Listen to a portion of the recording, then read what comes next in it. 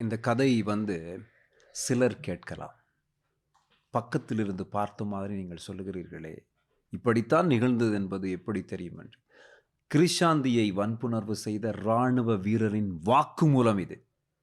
அந்த பெண் பிள்ளைக்கு என்ன நடந்தது என்பதை வாக்குமூலத்தின் மூலம் அவன் சொல்லியிருக்கிறான். உண்மையை சொல்லியிருக்கிறான். இன்றைக்கும் இலங்கை அரசாங்கத்தினுடைய சிறையில் அவன் இருக்கிறான். நான் வெளியிடப்பட்டால் எங்கு அவன் அதாவது எங்களுடைய நடந்த இன்னும் பல நிகழ்வுகளை வெளியில் சொல்லிவிடுவானோ என்பதற்காக அவனை சிறையில் வைத்திருக்கிறார்கள். மற்றவர்கள் எல்லாரையுமே விடுவித்து விட்டார்கள். இங்கு ஒரு பெரிய கேள்வி இருக்கிறது. இங்கு நான் ஏன் கோபப்படுகிறோம்? ஏன் நாம் உணர்ச்சி வசப்படுகிறோம்?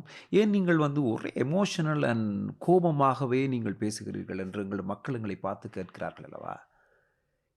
இதுக்கு கோவப்படாட்டி தான் பிரச்சனை.